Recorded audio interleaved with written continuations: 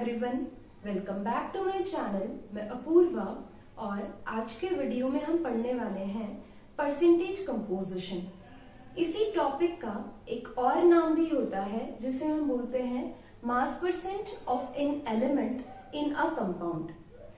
अगर हमारे पास में कभी भी कोई कंपाउंड गिवन हो तो उसके अंदर अलग अलग एलिमेंट्स का कितना परसेंटेज होगा वो हम किससे फाइंड आउट करते हैं? मास परसेंट से फाइंड आउट करते हैं। जैसे कि अगर हम बात करें H2O, तो H2O में हाइड्रोजन का टोटल कितना परसेंटेज है या फिर ऑक्सीजन का टोटल कितना परसेंटेज है, वो हम परसेंटेज कंपोजिशन की हेल्प से फाइंड आउट कर सकते हैं। और अगर इसका फॉर्मूला देखा जाए, अगर आपको कभी भी परसेंटेज कंपोजिशन निकालना है तो आप एक बहुत ही सिंपल सा फॉर्मूला यूज में ले सकते हैं, and that formula is total mass of element in compound. कि जो भी कंपाउंड आपके पास में है और उसके अंदर एलिमेंट का टोटल कितना मास प्रेजेंट है, और जब हम इसको उस कंपाउंड के मॉलिक्यूलर मास से डिवाइड कर देते हैं तो हमारे पास में परसेंटेज कंपोजिशन आ जाएगा। और साथ ही साथ में परसेंटेज की बात करेंगे तो हमें इनटू 100 भी यहाँ पर करना होगा।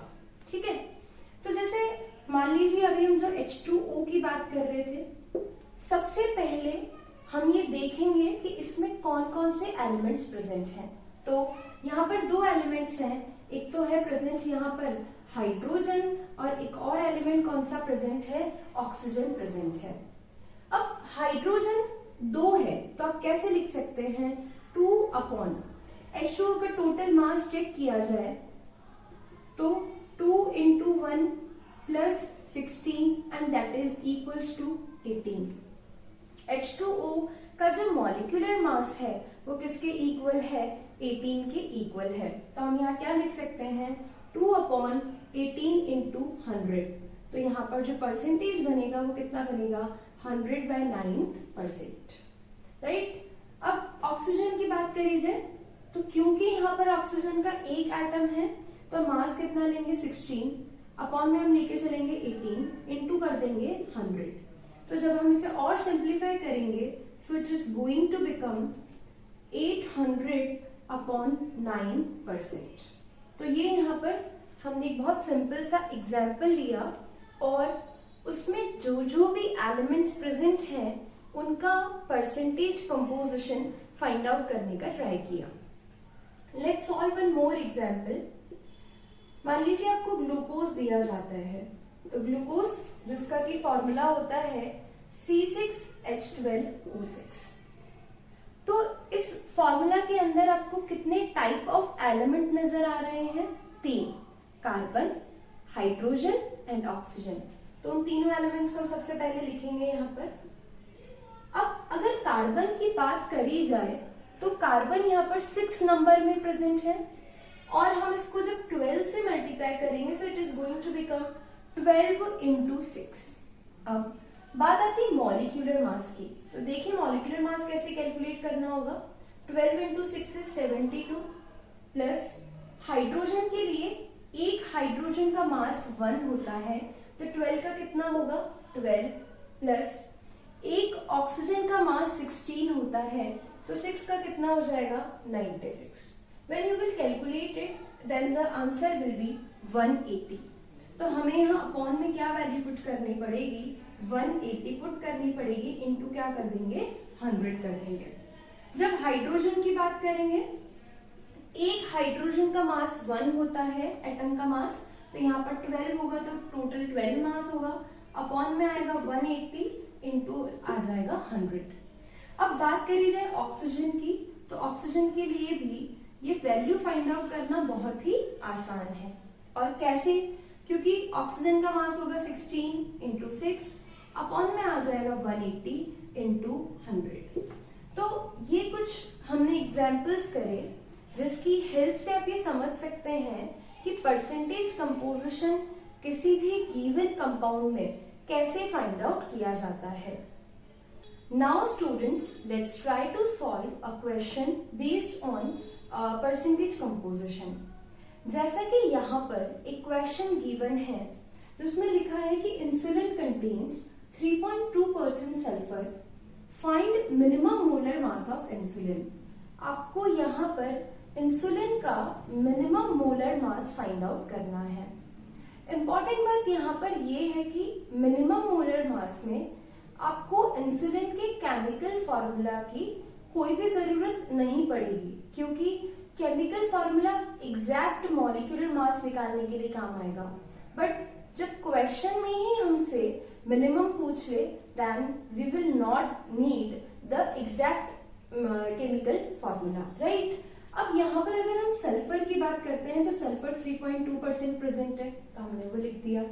अब सल्फर का इस मॉलिक्यूल में कितना मास होगा, तो मान लेते हैं मिनिमम एक एटम हो सकता है, तो 1 into the mass of sulfur is 32 upon minimum molar mass, let's assume it is m into, हम यहाँ परसेंटेज की बात करेंगे तो किससे मल्टीप्लाई कर देंगे, 100 से मल्टीप्लाई कर देंगे। तो इस जब वैल्यू को हम पूरा सॉल्व करेंगे तो ये वैल्यू कितनी बन जाएगी, 32 upon 3.2 into 1000, और जब हम इसका डेसिमल हटाते हैं so this value is going to be 10,000 gram, right। एक बहुत सिंपल सा क्वेश्चन जिसकी हेल्प से हमने क्या किया, इंसुलिन का मोलर मास फाइंड आउट कर लिया। This is the minimum molar mass. Now let's solve one more question based on it. अब इस क्वेश्चन में आपको थोड़ी सी डिफरेंट चीजें पूछी गई है, कैसे वो देखते हैं। A compound used in making rayon has 43.8% oxygen, मतलब कि मुझे ऑक्सीजन का परसेंटेज कंपोजिशन पता है, ठीक है। इफ मॉलिक्यूलर मास इज 146, अब यहाँ पर आपको एग्जैक्ट मॉलिक्यूलर मास गिवन है, तो आपको नंबर ऑफ ऑक्सीजन एटम्स निकालने हैं कि रेयॉन का जो मॉलिक्यूल होगा उसके अंदर कितने number of oxygen atoms present होंगे।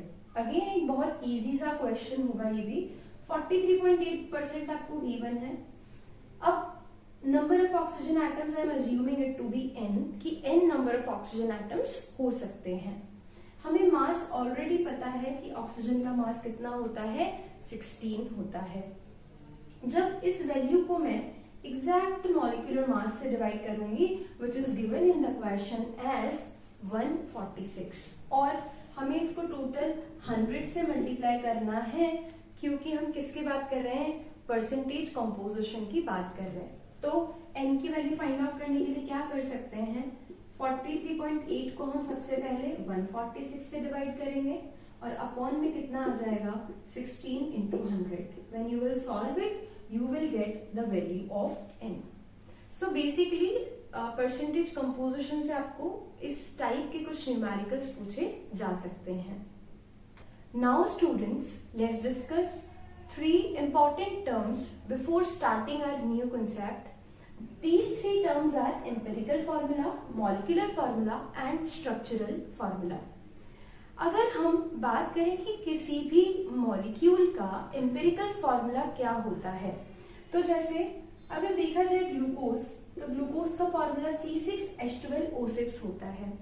This is the actual formula of glucose, और जो एक्चुअल फॉर्मूला होता है उसे हम मॉलिक्यूलर फॉर्मूला भी बोल सकते हैं, राइट। मतलब जितने भी फॉर्मूलाज आज तक आपने देखे हैं वो सब कंपाउंड्स के एग्जैक्ट फॉर्मूला है, रियल फॉर्मूला है, and they are the molecular formulas. अब क्या होता है कि जब हम इन जो भी एलिमेंट्स के यहाँ पर एटम्स प्रेजेंट हैं, अगर हम उन एटम्स को किसी सिंपल रेशियो में लिख देते हैं तो वो क्या बन जाता है, एम्पिरिकल फॉर्मूला बन जाता है। जैसे कि यहाँ पर हम अगर इसको लिखें तो कार्बन 1, हाइड्रोजन 2 और ऑक्सीजन 1, तो हमने जितने भी एटम्स थे उनको एक सिंपल होल नंबर में लिख दिया, और जैसे ही सिंपल होल नंबर में लिखा वो क्या बन गया हमारे लिए, एम्पिरिकल फॉर्मूला। मतलब ये एक ऐसा फॉर्मूला होता है जो हमें बताता है कि एटम्स एक सिंपल होल नंबर रेशियो में किस तरीके से प्रेजेंट हैं। अगर मैं बात करूं मॉलिक्यूलर फार्मूला की, तो वो हमें एग्जैक्ट फॉर्मूला बता देगा। और इस टर्म को हम थोड़ा सा भी अभी इन दोनों टर्म्स की डेफिनेशन लिखने के बाद हम स्ट्रक्चरल फॉर्मूला के बारे में डिस्कस करेंगे। तो हम एम्पिरिकल फॉर्मूला की डेफिनेशन लिख सकते हैं, it is formula of a compound, it is formula of compound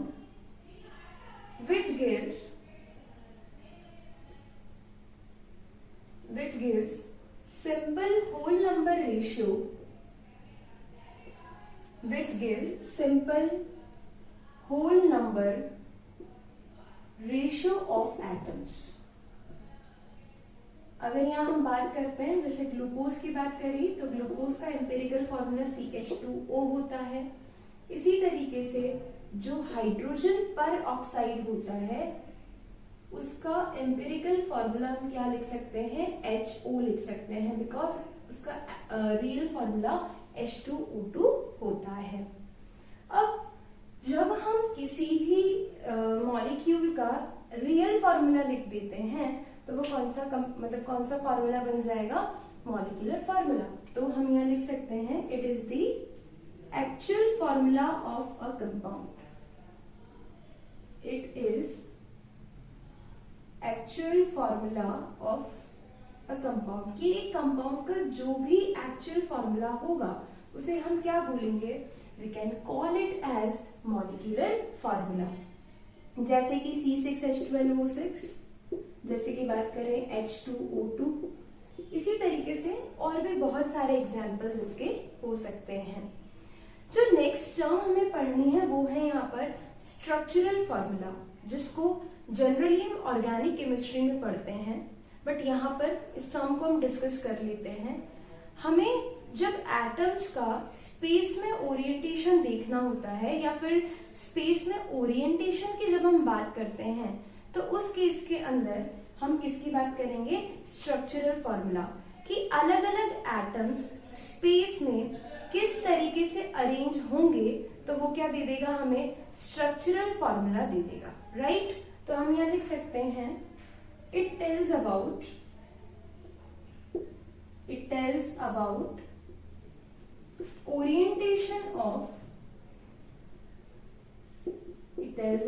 orientation of atoms in space. कि एटम्स का स्पेस में कैसा ओरिएंटेशन है, राइट। अगर इसके हम स्ट्रक्चर की बात करें, जैसे मान लीजिए मैंने एक बहुत सिंपल सा एग्जांपल लिया है यहाँ पे C2H6 and which is ethane. तो इसमें जो एटम्स होंगे वो कैसे अरेंज होंगे, ये 2 कार्बन और ये 2 हाइड्रोजन। अब इनका स्पेस वाला ओरिएंटेशन हमें बता देगा इसका स्ट्रक्चरल फॉर्मूला कैसा होगा। अब हम कुछ न्यूमेरिकल सॉल्व करने वाले हैं जिससे कि हम एम्पिरिकल फॉर्मूला और मॉलिक्यूलर फॉर्मूला को फाइंड आउट करने की कोशिश करेंगे। सबसे पहले अगर बात करी जाए कि एम्पिरिकल फॉर्मूला और मॉलिक्यूलर फॉर्मूला की इंपॉर्टेंस क्या है, हमें जरूरत क्यों पड़ी, तो देखिए नेचर में जब भी कोई सब्सटेंस हमें मिलता है तो सबसे पहले उस सब्सटेंस का क्वालिटेटिव एनालिसिस किया जाता है। केमिस्ट्री लेबोरेटरीज में हम उस एलिमेंट के एक्सपेरिमेंट्स की हेल्प से ये पता लगाते हैं कि इसके अंदर कौन कौन से एलिमेंट्स प्रेजेंट है, कार्बन, हाइड्रोजन, ऑक्सीजन, नाइट्रोजन या फिर कोई और भी एलिमेंट्स उसके अंदर हो सकते हैं। तो सबसे पहले ये पता लगाया जाएगा कि कौन कौन से एलिमेंट्स उस कंपाउंड के अंदर प्रेजेंट हैं। जब ये पता चल जाएगा उसके बाद में उस एलिमेंट का परसेंटेज कंपोजिशन फाइंड आउट किया जाएगा कि कोई भी एलिमेंट है तो उसका इतना परसेंट इस कंपाउंड में प्रेजेंट है, दूसरे एलिमेंट का इतना परसेंट इस कंपाउंड में प्रेजेंट है, राइट। जब हमारे पास में परसेंटेज आ जाएगा तो उसकी हेल्प से हम एम्पिरिकल फॉर्मूला निकालेंगे और एम्पिरिकल फॉर्मूला को फाइंड आउट करके हम बहुत इजीली मॉलिक्यूलर फॉर्मूला तक पहुंच सकते हैं। आज जितने भी कंपाउंड के फॉर्मूलाज आप पढ़ते हैं like H2O, CO2, NH3 and so on, तो ये जो सारे कंपाउंड्स हैं इनके फॉर्मूला आए कैसे होंगे, तो वो बेसिकली हम एम्पिरिकल फॉर्मूला और मॉलिक्यूलर फॉर्मूला के कॉन्सेप्ट से ही डिराइव कर पाए हैं। क्लियर है ये चीज? तो हमारे पास में यहाँ पर एक क्वेश्चन है, तो हम इस क्वेश्चन में गिवन कंडीशंस के अकॉर्डिंग एम्पिरिकल फॉर्मूला को फाइंड आउट करने का ट्राई करेंगे। जैसे कि यहाँ दिया है कि कंपाउंड में X 75% है और Y 24.2% है। अब इस क्वेश्चन में आपको एटॉमिक वेट भी गिवन है कि if atomic weight of X and Y is 24 and 16, तो आपको बताना है कि X और Y का एम्पिरिकल फॉर्मूला क्या होगा। ठीक है, ये बहुत सिंपल सा क्वेश्चन है। अब अगर हम यहाँ देखें तो सबसे पहली बात तो ये कि मुझे दो एलिमेंट्स दिख रहे हैं, one is X, another one is Y। X का परसेंटेज अगर मैं देखूं तो वो किसके इक्वल होगा, दैट इज 75.8% के इक्वल होगा। अगर Y की बात करते हैं तो Y किसके इक्वल होगा, 24.2% के इक्वल होगा। अब इन्होंने क्वेश्चन में ही आपको इनका एटॉमिक वेट भी दे दिया, तो इसका एटॉमिक वेट दिया है 24 और नेक्स्ट वाले का एटॉमिक वेट कितना दिया है, 16 दिया है। अब हमें क्या करना है कि मोल्स निकालने हैं। तो मोल्स को फाइंड आउट करने के लिए हमने एक मास फॉर्म वाला रिलेशन पढ़ा था, जिसमें हम गिवन वेट को उसके एटॉमिक वेट से डिवाइड कर देते हैं, या फिर मैं ऐसा बोलूं कि गिवन वेट को उसके मोलर मास से डिवाइड करके हम नंबर ऑफ मोल्स को फाइंड आउट कर सकते हैं। तो यहाँ पर हम क्या लिखेंगे, 24 अपॉन में कितना आएगा, 75.8। उसी तरीके से यहाँ पर गिवन वेट हमारा यहाँ पर 75.8 है।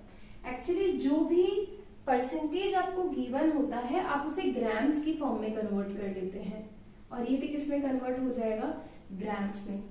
क्योंकि अगर मैं मान के चलूं कि सैंपल अगर टोटल 100 ग्राम्स है तो उसके अंदर X कितना ग्राम होगा, 75.8 और Y कितना होगा, 24.2, राइट।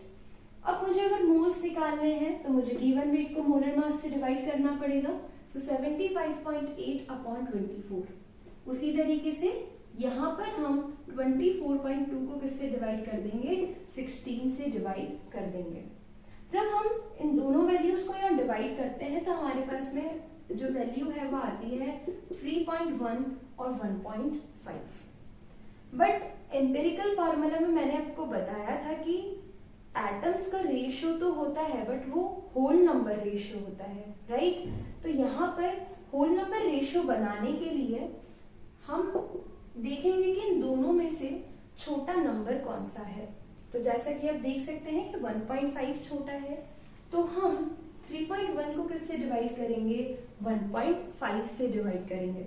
उसी तरीके से यहाँ पे भी 1.5 को किससे डिवाइड करेंगे, 1.5 से ही डिवाइड करेंगे। So this value will be 2 and this value will be 1। तो हमारा यहाँ पर सिंपल होल नंबर रेशियो निकल गया। तो एम्पिरिकल फॉर्मूला हम क्या लिख सकते हैं, एम्पिरिकल फॉर्मूला हम सिंपली लिख सकते हैं x to y, and this is the answer of this question. Thanks for watching. In the next video we will be covering more numericals based on empirical formula and molecular formula, and if you have liked the video then like, share and subscribe the channel. Thank you.